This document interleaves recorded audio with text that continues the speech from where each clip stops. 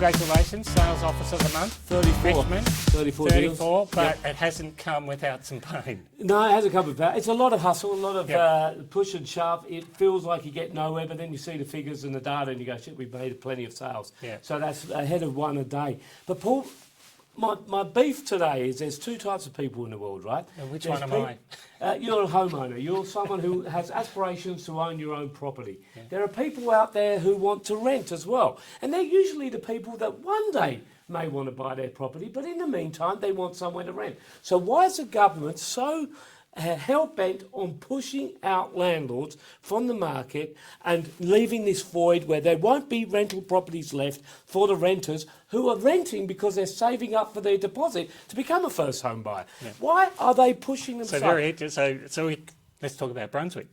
Brunswick. So just on that, do they not know that probably 40% of the people that are renting in Brunswick go to university? They're currently going to university. They can't afford to buy a house. They're not ready. They haven't got their deposit. They actually want to do a bit of travel. They want to have a bit of spending. They want to have a bit of a nice car or nice push bike. They want to live near the university. They don't want to buy just yet. We will settle down one day. In the meantime, we want to rent. They're pushing those people out as well. If you push out landlords, you're pushing out renters as well. That's right. There's no foresight in this. So activists, calm the farm. Calm the farm. There is a desire for people to rent, travel, and maybe save up for their property eventually. Well, calm down.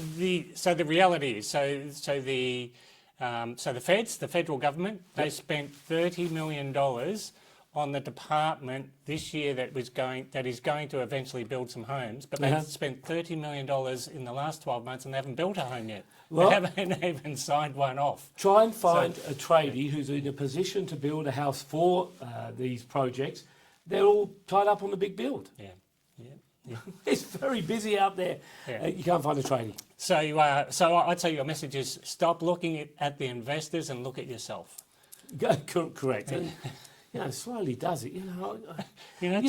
Tax time's coming up. We had a guest speaker, look at us. an awesome guest speaker from the State Revenue Office. Yep. His name was Andrew. He was terrific. He actually made paying land tax sound like fun. Yep. All jokes aside, he was a ripping bloke. And he was saying, but Russell, surely this levy, it's about $1,000, isn't going to push landlords out of the marketplace. Okay, but Andrew, it's a levy on top of increased land tax, on top of compliance. Get compliance. Absolutely for compliance. However, every 2 years, maybe a little bit too frequent. Maybe every 5 years. So, and then there's other taxes that keep coming and going and moving the goalposts. It's making property less attractive for investors. Yep, sure, you're making it more freed up for first home buyers who don't have their deposits yet. So calm down, slow down, stop making too many changes. You know what's really interesting? We work in the game, right?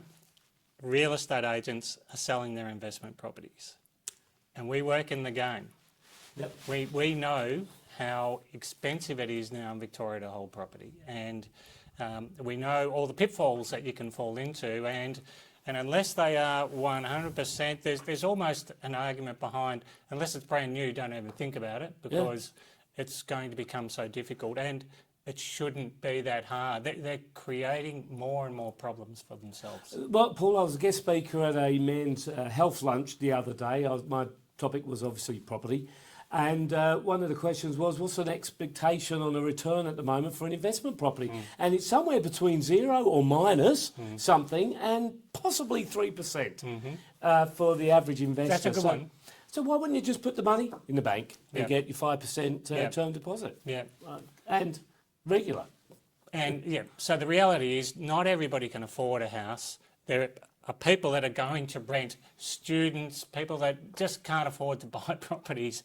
But they're going to run out. I mean, there's 12,000 less properties this year than there were last year. Yep. So they're going, and they're going to go quicker over the next 2 years. Yeah, so, and they're not being replaced. They're quicker than they can build them. Well, they haven't built one yet. None, not one. So there we go. Anyhow, we've made 34 sales. So the hustling, and so percentage of those that are investors? Look, I'm going to say, if there is any. Yeah, right, okay. I don't think, I'm trying to think. I don't think I've actually handed any from sales to our leasing division any for the last couple of weeks. Yeah.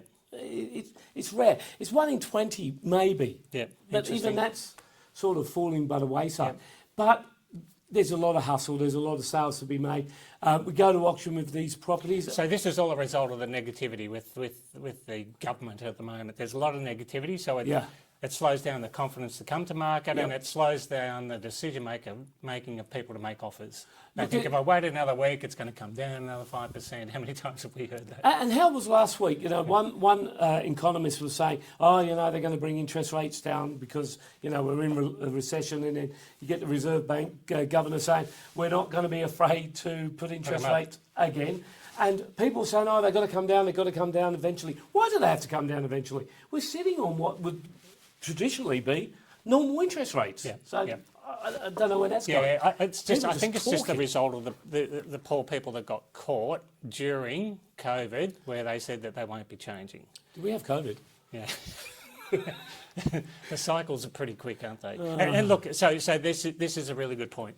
The cycles in the current age are a lot quicker than they used to be. So hopefully the government can make some adjustments and get back into a cycle that is more positive for growth of the Victorian market and growth of investors and growth of rental properties, because the current environment is too negative. It is too negative.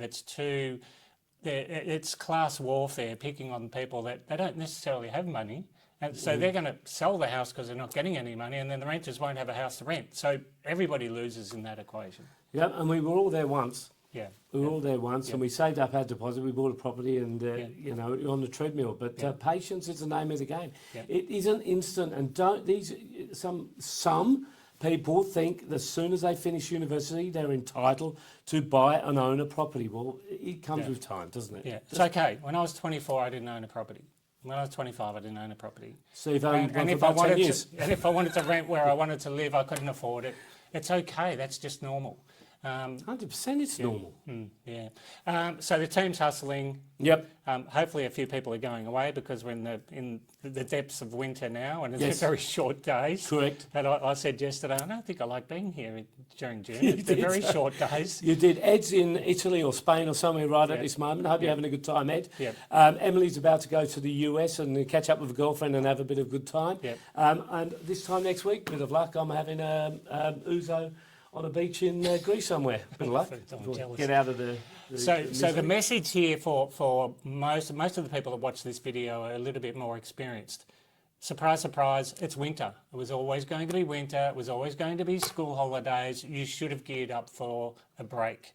And you need a break. I know you've been complaining you need a break for 8 weeks. Have you been listening? But you get to this stage, you need a break. You've got to have it, because it will be a hustle. It's not going to change too much. It'll be a hustle for the back half of the year. Absolutely. Best job in the world. Paul, I only had one day off last month. I might have told you that about 17 or 18 times. But still the best job in the world. I'm give it going away to for start anything. charging you for these interviews, because you walk out and you're positive again. He comes in, he's like, I hate everyone. I'm positive I hate everyone. There you go. Congratulations to the team. You're guys. doing an amazing job, and it's a difficult environment we're dealing with, but those cycles change quick. So don't give up. Just keep on plugging away. We just had Eric. They've lifted their game with WhatsApp communication and so forth. Listen to the little bits of gold at the moment, because there's some out there. And I'd like to say congratulations to Andy Crotty. He was Sales Director of the Month. We're there with you, buddy. Need any help? We're there for you, mate. Well done, Andrew. Look at you go, hey? And put to the medal. Jesus. Well done, buddy. Well done. Thanks for watching, everyone. Call Russell or me if you need anything, and we're here. Cheers, everyone.